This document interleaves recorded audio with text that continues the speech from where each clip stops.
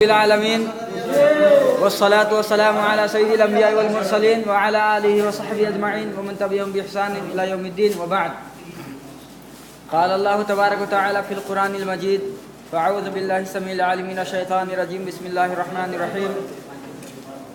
إنا أنزلناه في ليلة القدر وما أدراك ما ليلة القدر ليلة القدر خير من ألف شهر تنزل الملائكة والروح فيها بإذن ربهم من كل أمر سلام هي حتى مطلع الفجر.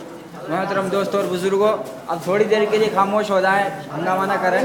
5 منٹ صرف آپ سے ٹائم لوں گا. آپ حضرات کے سامنے آج میں لیلۃ القدر سے متعلق کچھ باتیں عرض کرنا چاہتا ہوں. ہم لوگ الحمدللہ اللہ کے فضل اور کرم سے 20 دن گزار چکے ہیں اور 20 روزے رکھ چکے ہیں.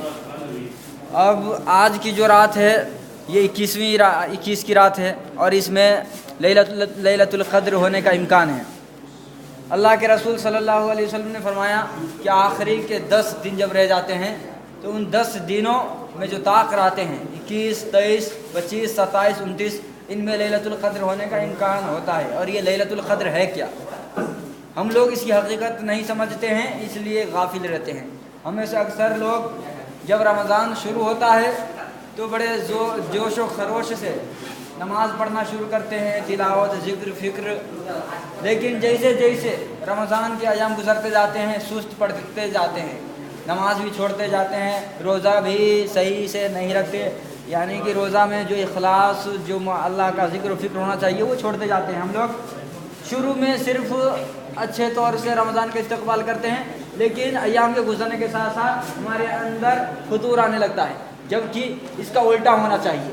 اللہ کے رسول صلی اللہ علیہ وسلم کا ایسا معاملہ نہیں تھا، بلکہ جیسے جیسے رمضان کے ایام گزرتے تھے ویسے ویسے اور زیادہ خشوع خضوع اور زیادہ تیزی آتی تھی عبادت میں، اور زیادہ آپ رغبت رکھتے تھے. اور خاص کر کے 10 دن جو ایام اخیرہ 10 دن آخر کے 10 دن ہیں ان میں اللہ کے رسول صلی اللہ علیہ وسلم اور زیادہ سے کثرت سے عبادت کرتے تھے. اور اسلاف کا بھی طریقہ رہا ہے کہ ان میں سے بہت سے ایسے تھے کہ پوری رات اللہ تعالیٰ کے سامنے قرآن پڑھتے ہوئے، نماز پڑھتے ہوئے، تہجد اور قیام اللیل وغیرہ میں رات گزارتے تھے. ان میں سے بہت ایسے تھے جو تھک جاتے تھے تو عصا، لاٹھی کا سہارا لیتے تھے، لیکن ان کے اندر اس طرح سے فطور نہیں آتا تھا. لیکن ہم لوگ ان کی مکمل طور پر اگر پیروی نہیں کر سکتے تو کم سے کم اتنا تو کر سکتے ہیں کہ آخری عشرہ جو آ گیا ہے تو پھر سے ہم اپنے اندر استعداد پیدا کریں، اپنے اندر ہمت جٹائے، تاکہ ان 10 آخری دنوں میں صحیح سے اللہ تعالیٰ کی عبادت کر لے. زیادہ سے زیادہ تلاوت قرآن، تراویح اور 5 اوقات کی نمازوں کو پابندی سے باجماعت پڑھنے کا اہتمام کرے.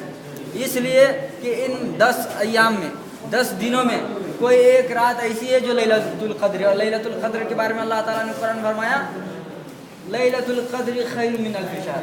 لیلۃ القدر 1000 شہر، 1000 مہینے سے بہتر ہے. 1000 مہینے کتنے سال ہوں گے؟ ایک مہینے میں، ایک سال میں 12 مہینے ہوتے ہیں، تو آپ 1000 کو 12 سے تقسیم کیجیے.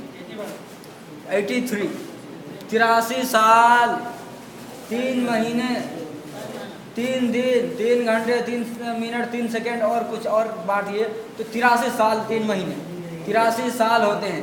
ہم میں سے اکثر لوگوں کو 83 سال عمر بھی نہیں ملتی ہے. کوئی 50، کوئی 55، 60 سے 65. بہت کم لوگ ہوتے ہیں جن کو 80، 83 اور 100 عمر ملتی ہے. لیکن اگر یہ رات ہم حاصل کر لے تو گویا کہ 83 سال کی عبادت کے برابر ہم نے عبادت کرنا ہے. پوری زندگی میں جو کوتاہی کمی ہے ہم اللہ سے معاف کروا سکتے ہیں ایک رات کی عبادت. اس میں ضروری ہے اس رات کو ہم کیسے پائیں گے؟ یہ تو معلوم نہیں ہے کہ کون سی رات ہے. اللہ کے رسول صلی اللہ علیہ وسلم کو اس کا علم دیا گیا تھا. اللہ کے رسول کو اللہ تعالیٰ نے خبر دی کہ فلاں رات لیلۃ القدر ہے، لیکن آپ باہر نکلے دیکھا 2 آدمی میں جھگڑا ہو رہا ہے. آپ ان کے بیچ میں آ کر کے صلح کرانے لگے اور اسی درمیان میں آپ کے ذہن سے وہ علم اٹھا لیا گیا. تو جھگڑے کی نحوست معلوم ہوتی ہے، جھگڑا کتنی بری چیز ہے. جھگڑے کی وجہ سے ہم لوگ لیلۃ القدر کے علم سے محروم کر دیے گئے. اگر جھگڑا نہ ہوتا تو یہ لیلۃ القدر کا علم اللہ کے رسول صلی اللہ علیہ وسلم کے ذہن سے محو نہیں ہوتا، مٹتا نہیں، اور ہم لوگوں کو بتاتے اور ہم لوگ بھی لیلۃ القدر بالتعین کنفرملی سمجھ جاتے ہیں کہ آج کی رات لیلۃ القدر ہے. لیکن جھگڑے کی وجہ سے لیلۃ القدر کا علم اٹھا لیا گیا. اس سے جھگڑے کی نحوست معلوم ہوتی ہے کتنی بری چیز جھگڑا ہے. لیکن ہم لوگ جھگڑا کرتے ہیں. اور دوسری بات اللہ کے رسول صلی اللہ علیہ وسلم عالم غیب نہیں تھے, یہ بھی معلوم ہوتا ہے. اگر عالم غیب ہوتے تو اللہ کے رسول ضرور بتا دیتے لیلۃ القدر فلاں رات میں ہے. اللہ کے رسول انسان تھے, یہ بھی معلوم ہے کہ آپ بھولتے بھی تھے. اللہ کے رسول صلی اللہ علیہ وسلم بھول گئے, آپ کے ذہن سے نکال دیا گیا. تو اس طرح سے لیلۃ القدر ہمیں معلوم نہیں, لیکن یہ اللہ کے رسول نے فرمایا کہ آخری 10 راتوں میں تم کوشش کرو, انہی 10 راتوں میں کوئی ایک رات میں ہے. اور خاص کر کے طاق رات کا مطلب جو بےجوڑ راتیں ہیں 21, 23, 25, 27, 29. تو ان راتوں میں ہمیں کیا کرنا چاہیے. بہت سے لوگ ان راتوں میں صرف گھومنے پھرنے میں ٹائم گزار دیتے ہیں, سوچتے ہیں کہ آج لیلۃ القدر ہے. کچھ لوگ اچھا سے اچھا کھانا پکا کر کے کھاتے ہیں کہ آج لیلۃ القدر ہے. یہ کھانا پکانے یا گھومنے سے لیلۃ القدر کا کوئی فائدہ حاصل نہیں ہوگا. اس سے فائدہ اٹھانے کے لیے ضروری ہے کہ ہم زیادہ سے زیادہ اس میں نماز پڑھے, تہجد پڑھے, نفلی نوافل پڑھے, تلاوت قرآن کرے, اللہ تعالیٰ کا ذکر کرے, تسبیح پڑھے. اس طرح سے اس رات کو ہم گزارے.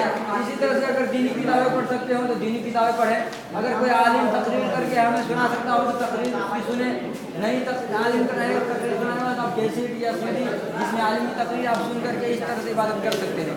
تو لیلۃ القدر جو ایک رات جاگ لے گا صحیح طور پر اور اس میں توبہ کرے, اپنے گناہوں سے توبہ کرے, جو اس سے بڑے چھوٹے گناہ ہوا ہے اللہ تعالیٰ سے معافی مانگے تو اللہ تعالیٰ اس کے گناہ معاف کر دیں گے. اور انشاءاللہ 83 سال کی عبادت کے برابر اس کو ثواب مل جائے گا.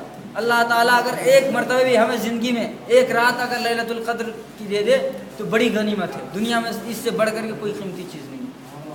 تو ہم میں سے ہر ایک کوشش کریں گے انشاءاللہ اس رات کو پانے کی. کریں گے انشاءاللہ. اللہ تعالیٰ ہمیں توفیق دے. وآخر دعوانا ان الحمدللہ رب العالمین وصلی اللہ علی النبی الکریم. یہی نا.